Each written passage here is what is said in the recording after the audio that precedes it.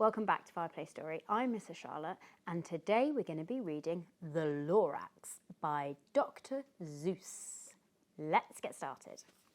At the far end of town, where the grickle grass grows, and the wind smells slow and sour when it blows, and no birds ever sing, expecting old crows, is the street of the lifted Lorax. And deep in the grickle grass, some people say, if you look deep enough, you can still see today where the Lorax once stood, just as long as it could, before somebody lifted the Lorax away. What was the Lorax, and why was it there? And why was it lifted and taken somewhere? From the far end of town where the grickle grass grows, the old Once-ler still lives here. Ask him, he knows. You won't see the Once-ler.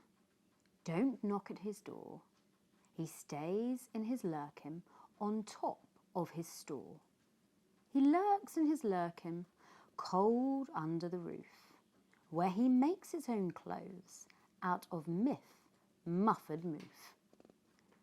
And on special dank midnights in August, he peeks out of the shutters, and sometimes he speaks and tells how the Lorax was lifted away. He'll tell you perhaps if you're willing to pay.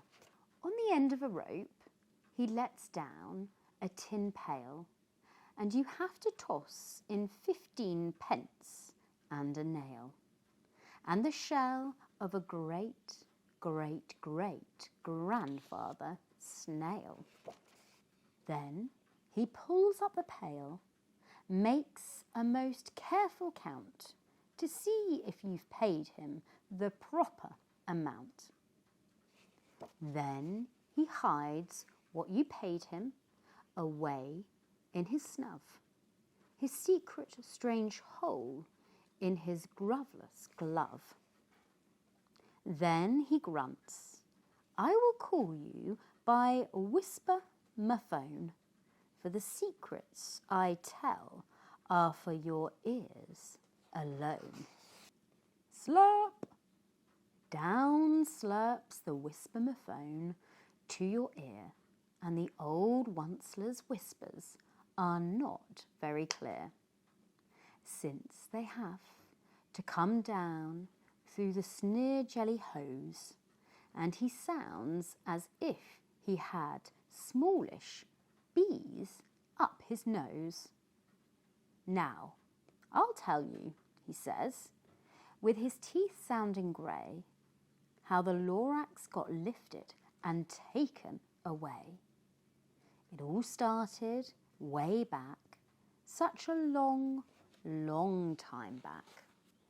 Way back in the day when the grass was still green, and the pond was still wet, and the clouds were still clean, and the song of the swoomy swans rang out in space. One morning I came to this glorious place, and I first saw the trees, the Truffula Trees, the bright-coloured tufts of the Truffula Trees, mile after mile in the fresh morning breeze. And under the trees I saw brown barbaloots, frisking about in their barbaloot suits, as they played in the shade and ate truffula fruit. From the rippleless pond came the comfortable sound of the humming fish humming while splashing around. But those trees, those Truffula Trees, all my life I'd been searching for trees such as these. The touch of their tufts was much softer than silk, and they had the sweet smell of fresh butterfly milk. I felt a great leaping of joy in my heart. I knew just what I'd do. I unloaded my cart. In no time at all, I had built a small shop. Then I chopped down a truffula tree with one chop. And with great skillful skill and with great speedy speed, I took the soft tuft and I knitted a thneed. The instant I'd finished, I heard a gavoom. I looked. I saw something pop out of the stump of the tree I chopped down. It was sort of a man.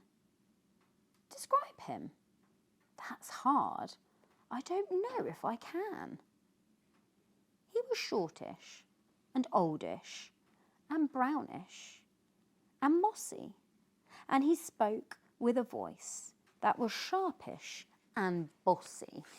Mister, he said, with a sawdusty sneeze, I am the Lorax. I speak for the trees. I speak for the trees have no tongues, and I'm asking you, sir, at the top of my lungs. He was very upset, and he shouted and puffed. What's that thing you've made out of my truffula tuft? Look, Lorax, I said, there's no cause for alarm. I chopped just one tree. I am doing no harm. I'm being quite useful. This thing is a thneed. A thneed's a fine something that all people need. It's a shirt, it's a sock, it's a glove, it's a hat. But it has other uses, yes, far beyond that. You can use it for carpets, for pillows, for sheets, or curtains or covers for bicycle seats. The Lorax said, Sir, are you crazy with greed? There is no one on earth who would buy that fool thneed. But the very next minute, I proved he was wrong, for just at that minute, a chap came along, and he thought that the thneed I had knitted was great. He happily bought it for $3.98. I laughed at the Lorax. You poor, stupid guy. You never can tell what some people will buy. I repeat, cried the Lorax, I speak for the trees. I'm busy, I told him. Shut up, if you please. I rushed across the room and in no time at all built a radio phone. I put in a quick call. I called my brothers and my uncles and aunts and I said, listen here, here's a wonderful chance for the whole Once-ler family to get mighty rich. Get over here fast, take the road to North Nitch. Turn left at Weehawken, sharp right at South Stitch. And in no time at all, in the factory I built, the whole Once-ler family was working full tilt. We were all knitting thneeds, just as busy as bees, to the sound of the chopping of Truffula Trees. Then, oh baby, oh, how my business did grow. Now chopping one tree at a time was too slow, so I quickly invented my super axe hacker, which thwacked off 4 Truffula trees at one smacker. We were making thneeds 4 times as fast as before, and that Lorax, he didn't show up any more. But the next week he knocked on my new office door. He snapped, I'm the Lorax who speaks for the trees, which you seem to be chopping as fast as you please. But I'm also in charge of the brown barbaloots, who played in the shade in their barbaloot suits, and happily lived, eating truffula fruits. Now, thanks to you hacking my trees to the ground, There's not enough truffula fruit to go around, and my poor barbaloots are all getting the crummies because they have gas and no food in their tummies. They loved living here, but I can't let them stay. They'll have to find food, and I hope that they may. Good luck, boys, he cried, and he sent them away. I, the Once-ler, felt sad as I watched them all go, but business is business, and business must grow, regardless of crummies in tummies, you know. I meant no harm. I most truly did not.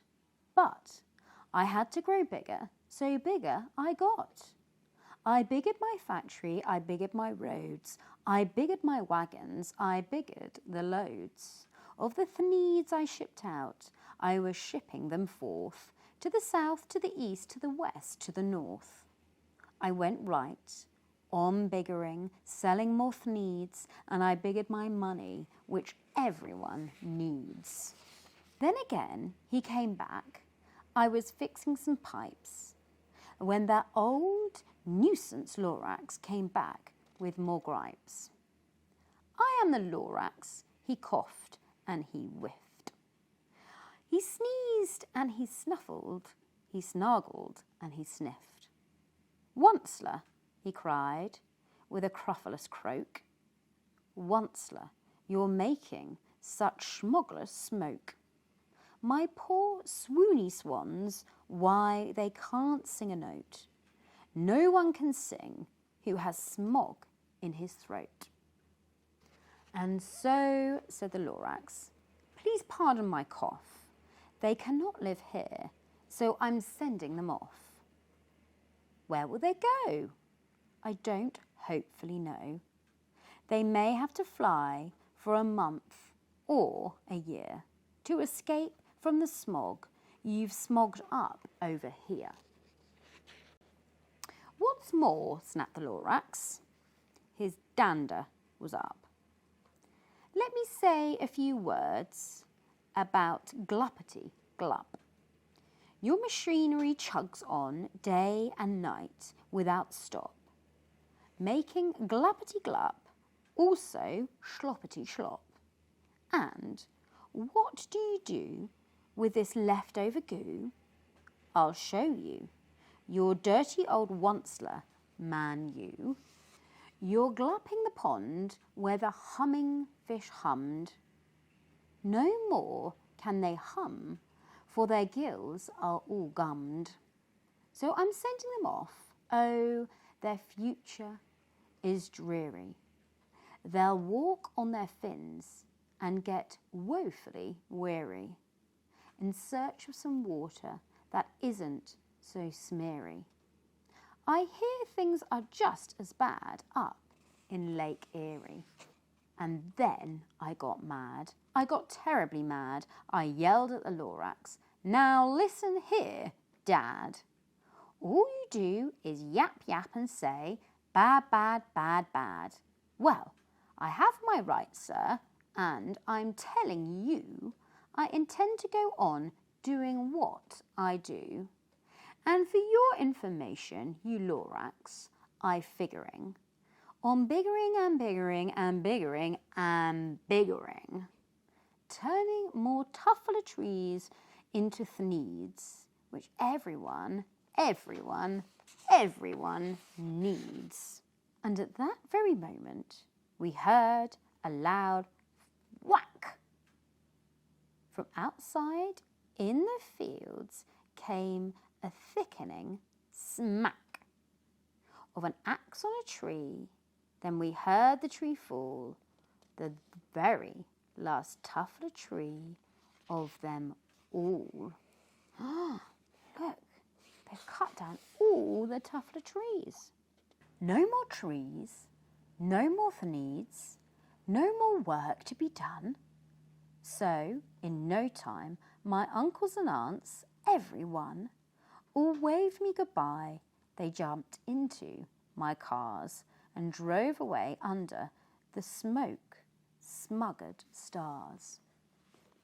Now all that was left 'Neath the bad-smelling sky was my big empty factory, the Lorax and I. The Lorax said nothing, just gave me a glance, just gave me a very sad, sad backward glance, as he lifted himself by the seat of his pants, and I'll never forget the grim look on his face when he hoisted himself and took leave of this place, through a hole in the smog without leaving a trace. And all that the Lorax left here is this mess, was a small pile of rocks with one word, unless. Whatever that meant, well, I just couldn't guess. That was long, long ago, but each day since that day, I've sat here and worried away. Through the years, while my buildings have fallen apart, I've worried about it with all my heart. But now, said the Once-ler, now that you're here, the word of the Lorax seems perfectly clear. Unless someone like you cares a whole awful lot, nothing is going to get better, it's not. So, catch, called the Once-ler. He let something fall. It's a truffula seed. It's the last one of all. You're in charge of the last of the Truffula seeds. The Truffula trees are what everyone needs. Plant a new Truffula, treat it with care, give it clean water and feed it fresh air. Grow a forest, protect it from axes that hack. Then the Lorax and all of his friends may come back. The end. What a lovely book. And that was a beautiful place until the Once-ler chopped it all down, didn't he? We do have to make sure we take care of the planet like the Lorax wanted us to do. From our home to yours, do remember to like and subscribe for this video. Take care. Bye-bye.